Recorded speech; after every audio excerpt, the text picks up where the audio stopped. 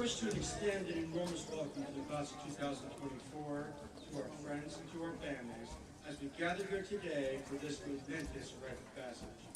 I am overjoyed with the responsibility of delivering this invocation as your class vice president. Delivering the invocation is truly the greatest honor and privilege of my evening. I would like to thank all of our families who joined us today to celebrate this amazing achievement of ours. I would like to thank my own family for always being my #1 supporter in all of my endeavors. I would also like to thank all of the amazing teachers who are a part of this ceremony, who devoted countless hours to ensuring we had the best possible experience at our graduation, and I thank them for being here. I would also like to thank Ms. Jenkins for being here too.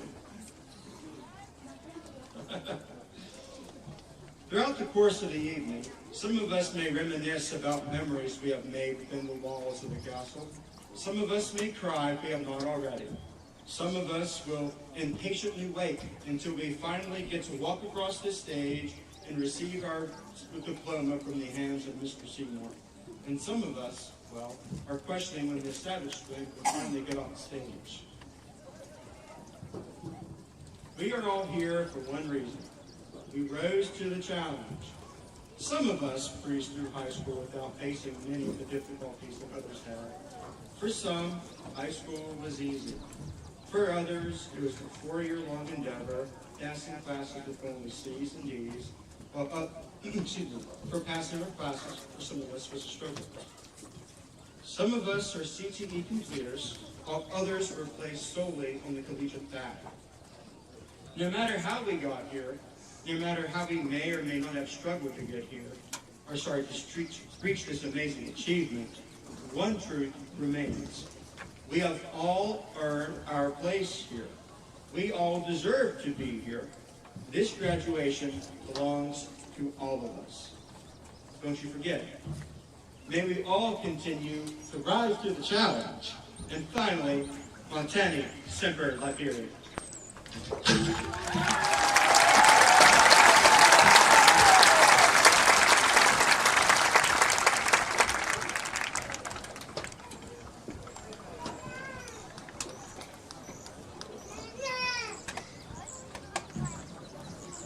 Everyone can sit now.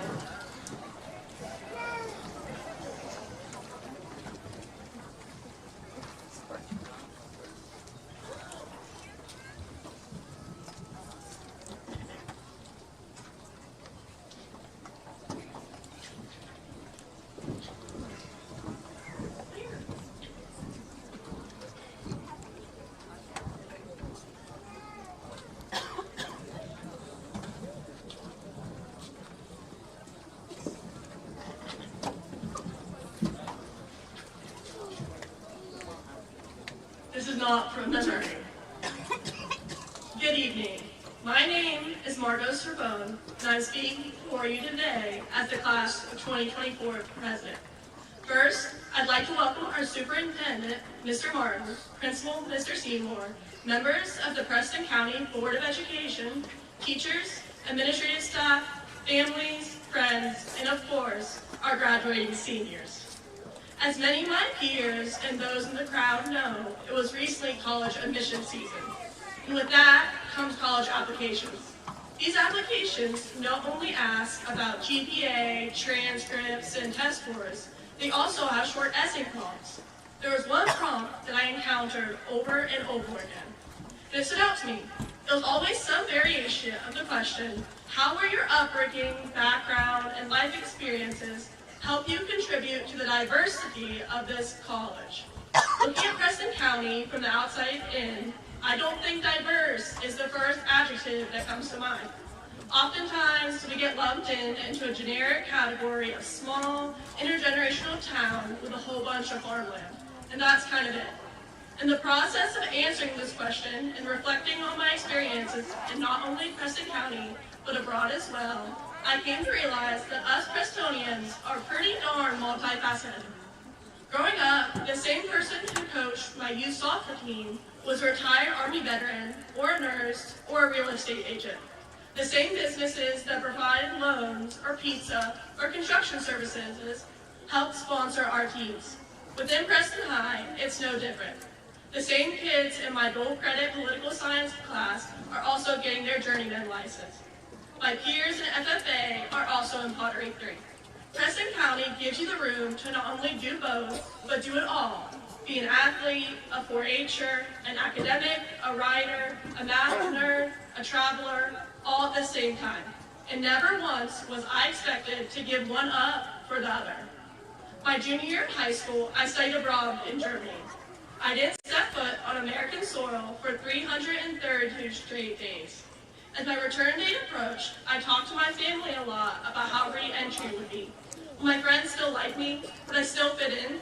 Would I still be able to do the things I had done before? A year is a long time to be away. And this is where you come in, class of 2024. Before I even returned home, you guys voted me in as class president. Upon my return, you accept me back with welcoming arms. This, to me, exemplifies what it means to be diverse. Making room for everyone, even people who are already here. And so I answered my prompt along the same lines every time. My childhood experiences, my background as a Prestonian, will provide diversity on every front. Socioeconomic, experience, understanding, and community. And having a Prestonian on your campus is the best possible decision you could make.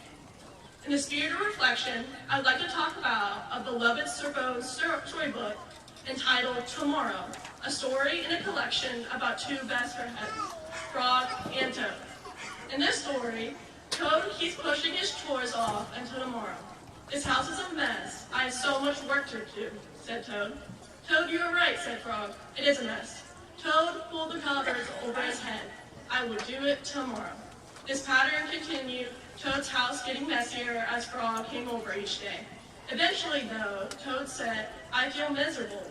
When Frog asked why, the response was, I'm thinking about tomorrow. I'm thinking about all the many things that I will have to do. Frog said, yes, tomorrow will be a very hard day for you. Let me be the frog to your Toad, class of 2024. Tomorrow will be hard. Tomorrow we are no longer high school students. We will be college students, entering trade school, joining the military, or beginning our careers. Even though we may want to pull the covers over our heads and put it off, we're going to begin the next stage of our lives in about 45 minutes. What's interesting, though, is that when Toad does do his chores, he gets it all done and says, I don't feel miserable anymore because I have done all that work. And now I can save tomorrow for something different. Absolutely agree, Frog. I agree as well. I want to remind all of you that part of tomorrow is something exciting. We have done our work, taken our finals, managed to pass our classes for 4 years, suffered through senioritis. Now we can save tomorrow for something different. In closing, I'd like to thank a few people who have made me the person speaking before you today. I want to thank my dad for reading everything that I've ever written and encouraging me unconditionally. My mom for being my sounding board, editor, and thesaurus all in one. My teachers, especially Mrs. Zigray, for believing in me outside of my last name, and Mrs. Jones, since everything I've ever accomplished, I owed a 3rd grade. Mrs. Silcott for inviting me into her wheelhouse of language and getting me hooked on it.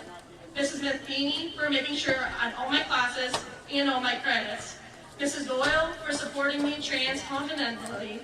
Mrs. Barker for being the frog to my Toad, sometimes letting me pull up the covers and leave it for tomorrow, or telling me to just get it done. For being my confidant in all things. My brother Henry for being my biggest role model and harshest critic when I needed it. My brother Lowell for being my best friend above all else. And finally, I want to thank you guys, my peers and friends for the last 4 years or longer.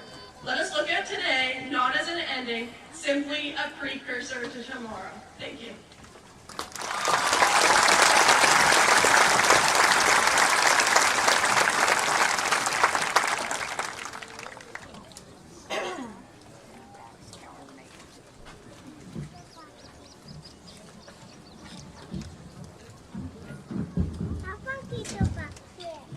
Good evening.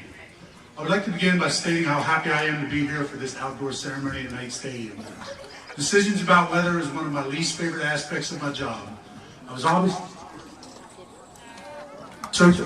but I'm so thankful to be here with everyone on this beautiful evening. I've so appreciated the opportunity to take part in the series of activities that have occurred over the last week to honor the Preston High School class of 2024. On Monday, I witnessed 160 members of the class be recognized for achievement of a wide variety of vocational skills at the CTE graduation ceremony. On Tuesday, I saw members of the class garner over $2 million in scholarships to trade schools, colleges, and to the military during Senior Awards Night. Finally, we're gathered here tonight to celebrate the Preston High School class of 2024 with our culminating graduation ceremony.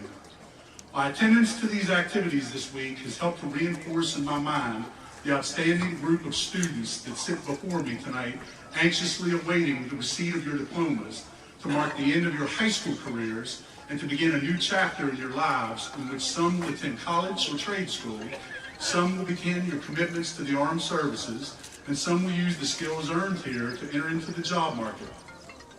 As our district's first superintendent to also be a graduate of Preston High School, I cannot tell you how much I am honored to have the opportunity to address the senior class, their families, school faculty, and other honored guests. As a proud member of the Preston High School class of 1995, I am truly humbled to stand before you tonight, and I just want to say to each member of this year's graduating class of how proud I am of each of you, and that I pray that each of you will be able to look back at your times here at PHS as fondly as I do. In assessing the experiences of the class of 2024, it should be remembered that your class entered into high school in the midst of the pandemic. As a class, you had to adjust to the challenges of remote learning, mask requirements, quarantine rules, and activity restrictions that were unprecedented at the time. Despite these many obstacles as a class, you have worked hard and persevered to earn your right to be recognized as graduates tonight, and you've achieved substantial accomplishments during your time at PHS. Members of the class of 2024 have gained admittance to prestigious colleges and universities, have proudly represented the county in numerous academic and vocational competitions, and have earned conference, all-state, and state championship awards related to athletic performances.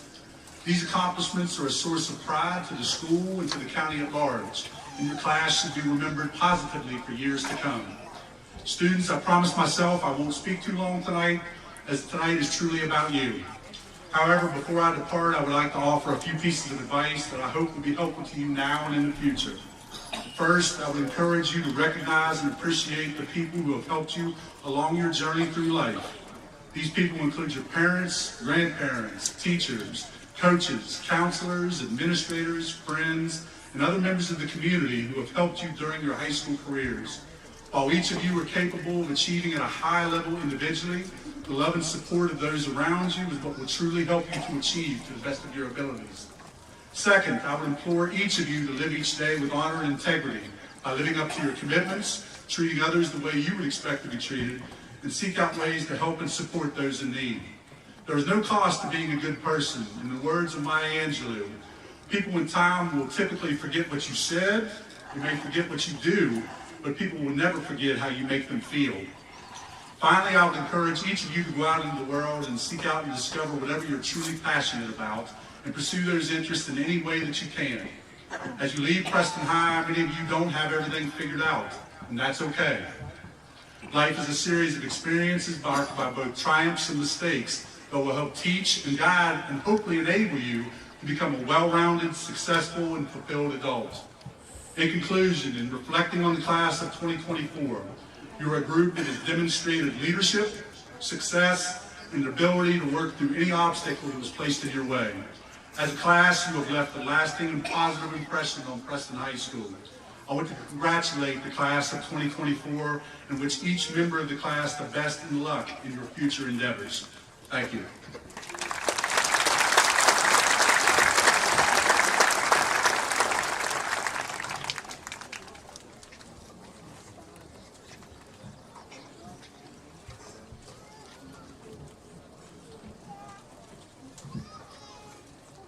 I'm back. Speaking next will be Henry Sorbonne. Henry graduated from Preston High School as valedictorian of the class of 2019 before continuing his education at Harvard.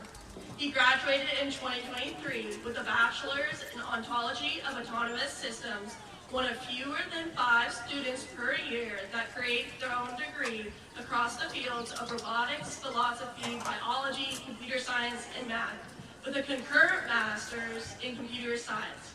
He is currently a Rhodes Scholar, the first from West Virginia since 2004 at Oxford University in England, working toward his PhD in biology.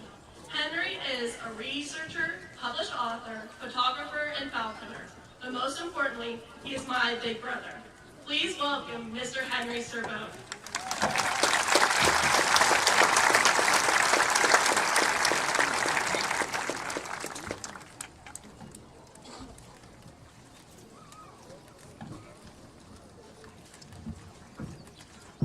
Hello and good evening to the Preston High School graduating class of 2024. My name is Henry Sorbonne, and I have the distinct pleasure of standing before you as your alumni speaker.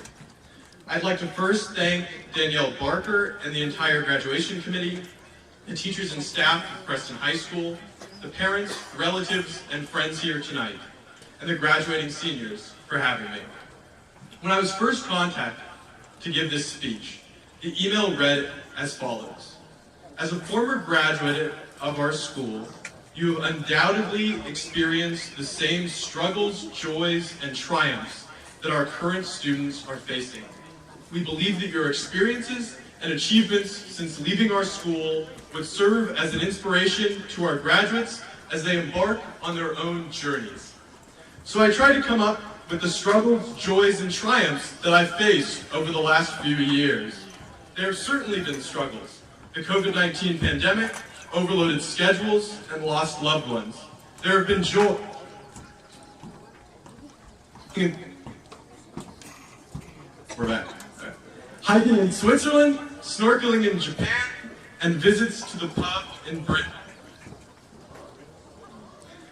And I like to think that I've had... This mic is clearly not one of them. And I like...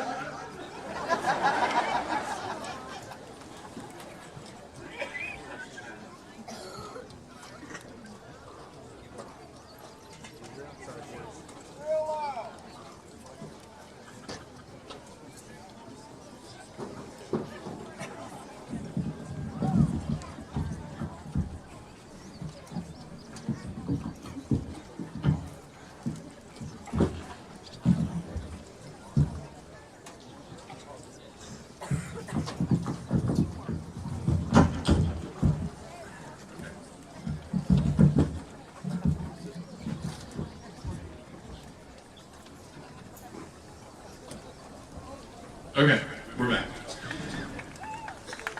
And I like...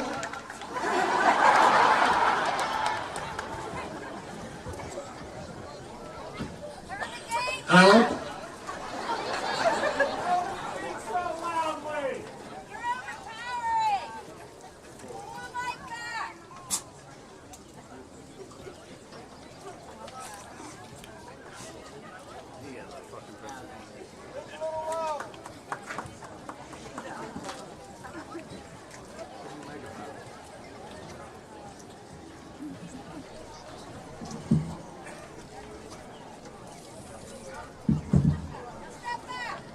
Okay.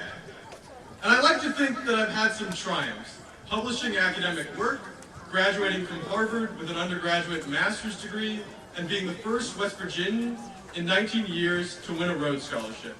I hope that all of you might achieve your own triumphs and joys, whatever forms they might take, and undergo as little sorrow as possible. I'll be honest with all of you. I do not usually give alumni addresses at high school graduations. I do, however, spend a great deal of time advising graduating college seniors on how to apply for fellowships and graduate schools. The question that I always ask them, which I think apply to everyone finishing something, are who have you been, who are you now, and who are you going to become?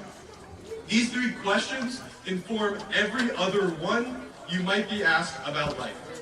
When I gave my valedictorian speech at my own graduation just 5 years ago, I urged my then classmates to remember that they were members of several groups. You would all do well to remember the same, that each and every one of you is a member of the class of 2024, a child of Preston County and a graduate of Preston High School. You come from a place of unspeakable beauty, steadfastness, and support. Remembering these ties to Preston High School, to Preston County, and to West Virginia will help you answer those 3 questions. By means of example, here are some lessons that I continue to draw from the state that helped me answer who I have been, who I am now, and who I want to become. On meeting people. In the 5 years since graduating, I've lived in 5 different states and 4 different countries. In all of those places, upon meeting a new person, I've been met with sentences of the following form. You're the first person I've ever met from West Virginia. I can't believe you're from West Virginia. You must have had a terrible childhood in West Virginia. How did you make it out? It seems that our state is generally known for 2 things. The first is country roads. I've heard the songs sung in accents ranging from Swedish to German to French to Japanese. The second is that it's a poor state that is ranked poorly in terms of educational resources. The sorrow of it all is that West Virginia is a misunderstood place, and the resulting struggle is that you are now responsible, like it or not, for fixing it. There are a great number of ways to go about doing this, far too many to outline in a short address, and far too diverse to extract all of them from my own 5 years of trying. What I can tell you is that a great initial step is to represent the state well. Embody its lessons and ethos, whether you remain a resident or live outside its beautiful borders. Either way, you will represent West Virginia.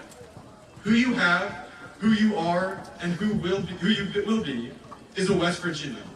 There is no greater joy than representing West Virginia to people across America and beyond. No greater triumph than replying that I loved my childhood here, and it was pivotal to who I am now.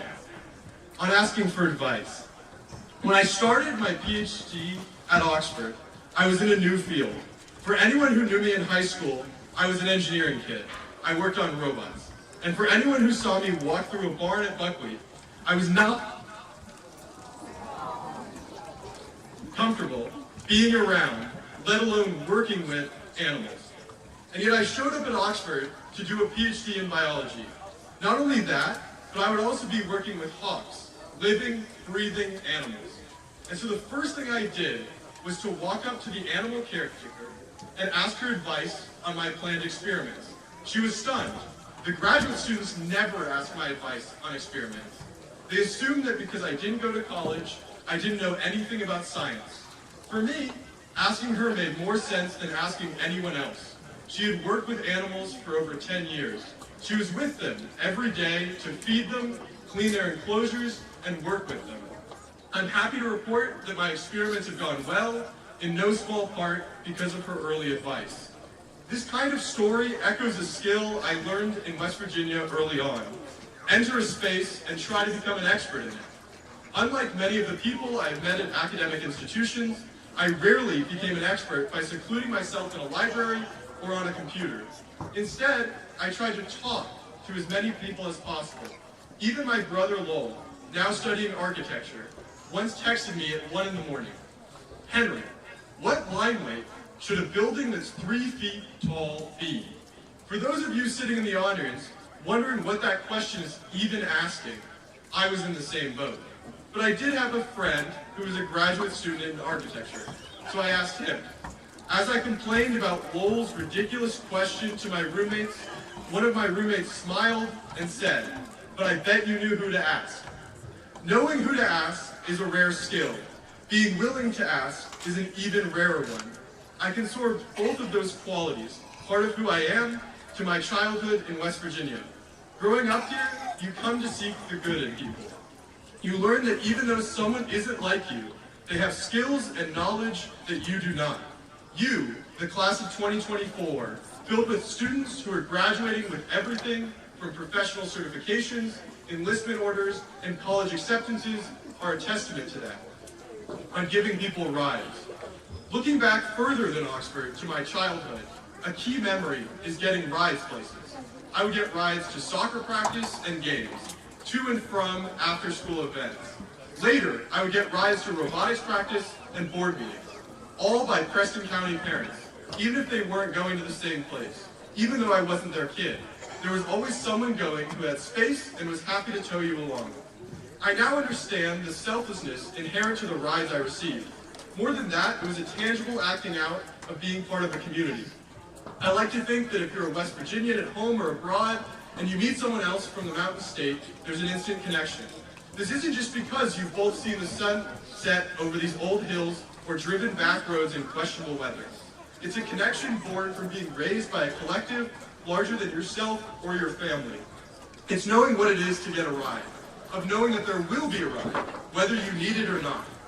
Who you all have been is someone who has received rides. As you graduate today and enter the world, be someone who gives rides to others. Finally, I will leave you with an earnest request for help. Jay Rockefeller once said to parents that they should send their kids out into the world to collect experiences and skills and wisdom so that you might return home to better it.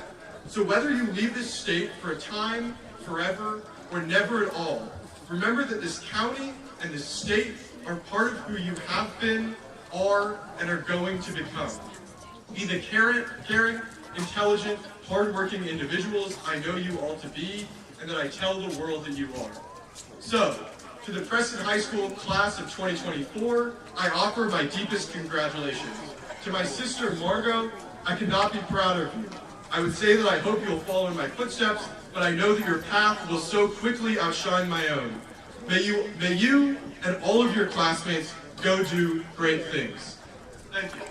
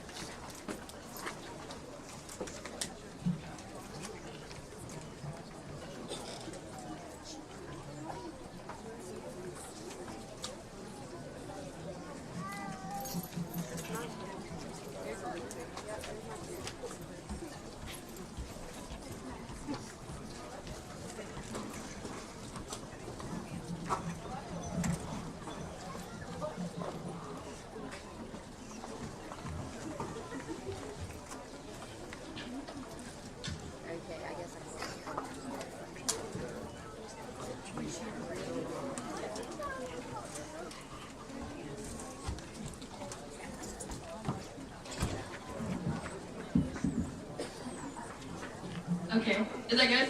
Okay. Parents, esteemed faculty, and the remarkable class of 2024, we did it.